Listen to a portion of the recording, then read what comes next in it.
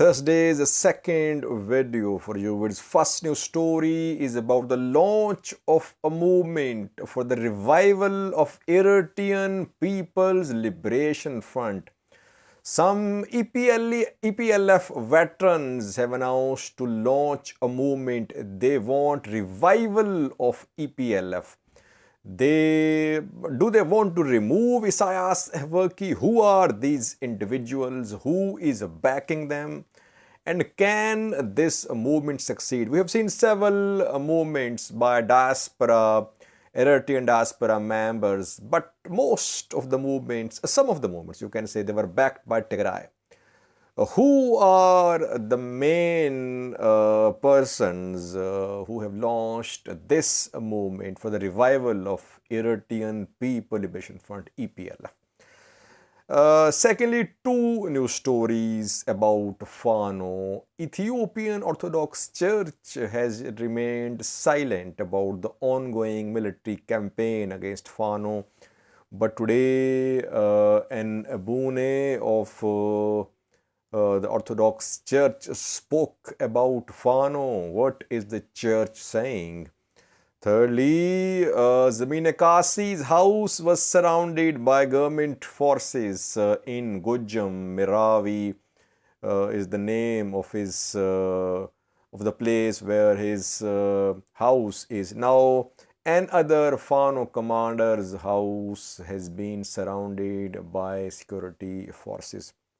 Fourthly, viewers, less covered zone, less covered ethnic group of Ethiopia, Wolaita people. We'll talk about that. Several Wolaita intellectuals, journalists and politicians have been arrested in the past few days. We have some names for you. Wolaita people have been struggling for a separate region for years. But last year, Ethiopia created Southwest region. Wolaita has not been made a separate region.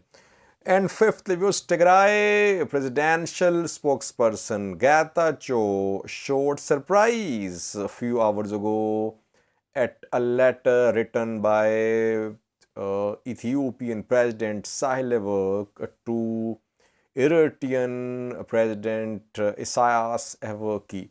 And he, in his message, Getachew Reda mentioned some words which were used by Ethiopian president to address Eritrean president.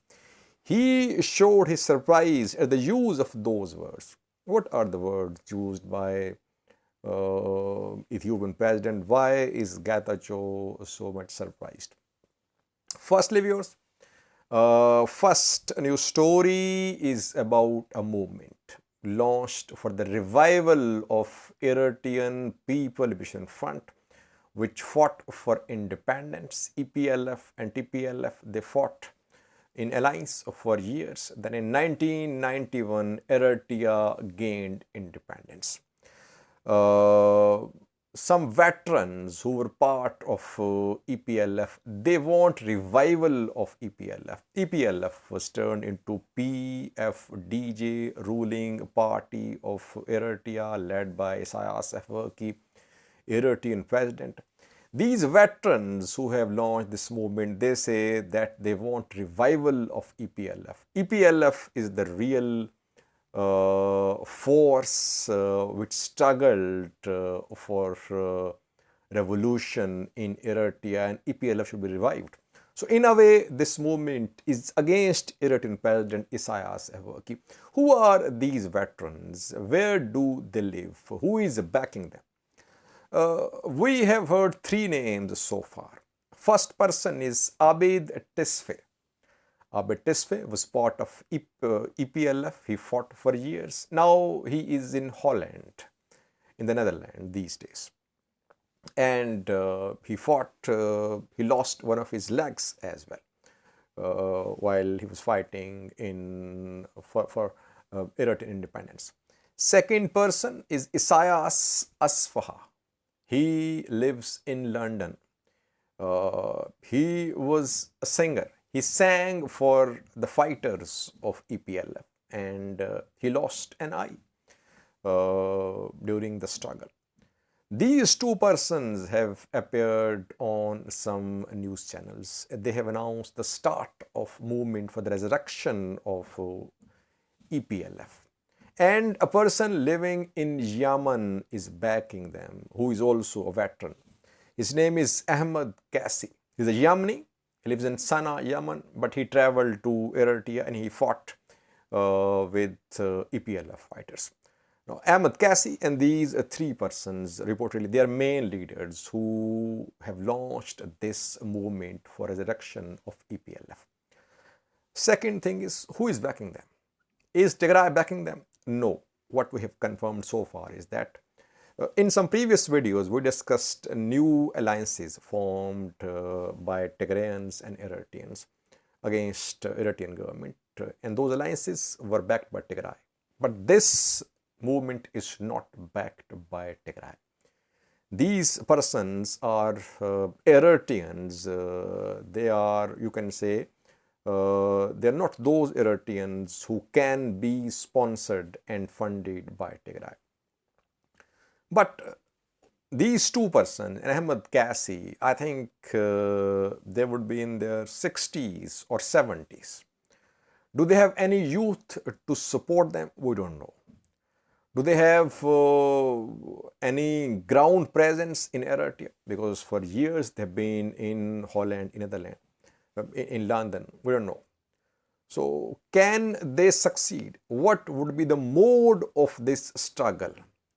Will they start this struggle by being out of Eritrea, or will they travel to Eritrea? Will they try to mobilize people of Eritrea against Eritrean government?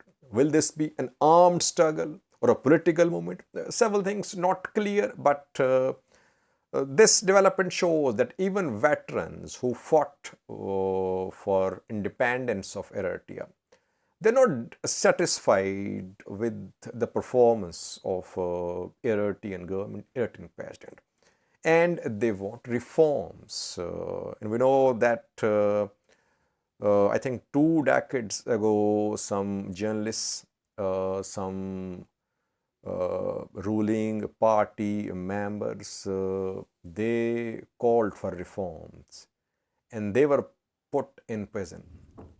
Around 2 decades, they've been in prison. Some journalists, some politicians. These are not these persons are not in Eritrea. They are abroad. They are living in other countries. Let's see. We'll update you. We'll keep you updating about this new movement against Eritrean ruler Isaias Afwerki. Second news story is about the ongoing operation against Amhara region-based militia, Fano militia. We have 2 developments in this regard. Firstly, Ethiopian Orthodox Church, which is one of the key players in Ethiopian politics, has remained silent since the start of this campaign against Fano. But now we have a statement of an Orthodox preacher about Fano. Name of the preacher is Abune Irmias. He is from North Wolo, I think. He spoke a few hours ago about Fano. What is he saying? He says, we don't have the capability to evaluate Fano, let alone criticize Fano. All we have for Fano is respect and love. He added, people fight for medals, for money. Fano is fighting for the people of Ethiopia, for the peace in Ethiopia. So, Abune Irmias is praising Fano, and interestingly, Amhara regional government does not acknowledge that operation is against Fano. It says those groups which are working in the name of Fano are being targeted. But actually we are seeing that all Fano commanders, their main persons, their coordinators, they are being arrested. And we know that Zeminekasi's house was surrounded by security forces in Meravi, I think 3 days ago in Gojjam. Security forces tried to arrest him. His family house was put under siege, but he could not be arrested. Was he inside his house or had he fled the area? We don't know. But so far, he hasn't been arrested so far. Now, another Fano commander's house is being surrounded. In Gojjam, in Anepsene Goncha, Masresha's house has been surrounded. Security forces have laid siege to his house. I don't think that he'll be there because when Zeminekasi's house was surrounded, back then I think Masresha must have fled his house and he might have fled Ethiopia. We don't know where these Fano commanders are. But the way security forces are trying to arrest them, they might have fled Amhara region. They might have fled Ethiopia. And we have been hearing rumors that they have fled into Eritrea, but not confirmed. Let's see, will Masresha be arrested? We'll update you. Fourthly, viewers, a less covered ethnic group of Ethiopia, which has been fighting for years for a separate region, separate regional state, is under crackdown. Its intellectuals, its journalists, its politicians are being arrested. Name of the group is Wolaita. Wolaita people live mostly in the SNNPR region. And we know that last year, another region was created in Ethiopia by the name of Southwest region, which was part of SNNPR. Then in November last year, Southwest region became a separate region, a separate regional state. Wolaita is still not a separate regional state. And we know that these people have been struggling for years. Now, some of their top persons have been arrested. Firstly, Professor Asifa Wodojo, who is president of Wolaita Intellectual Association, he has been arrested. He's been arrested in the past several times. Secondly, Tajwa Lambabo. Tajwa Lambabo is Wolaita and he is a journalist. He works for Oromia Media Network. Thirdly, Gobeze Goa. He is vice president of Wolaita People's Democratic Front. Some other names as well. I'm just sharing main persons, their names that they have been arrested. And this group is less covered.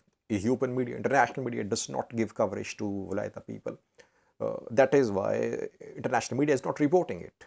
We are hearing about journalists arrested in Amhara region, but in Wolaita as well, people are being arrested and no one is speaking for them.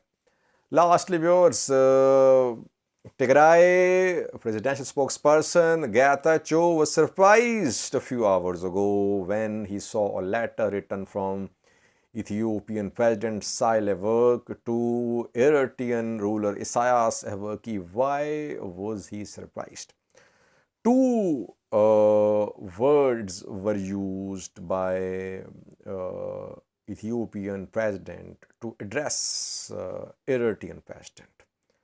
That is the cause of the surprise of Getachew. What were the two words? The words were Kabur Have. Ethiopian president addressed Isaias Afwerki as Kabur Have. Kabur means dear, Have means brother. So she called Isaias Afwerki as her brother. Getachew is surprised. Why is he surprised? Perhaps he is saying that Eritrea-Amhara alliance is strengthening. Eritrean president who was seen as anti-Amhara in the past, now he is being addressed as Kabur Have by Ethiopian president. That is why I think he is surprised. But The message of congratulations from Ethiopian President and Ethiopian Deputy PM to Eritrea have been confirmed, as I reported in the previous video yesterday. Thank you for watching.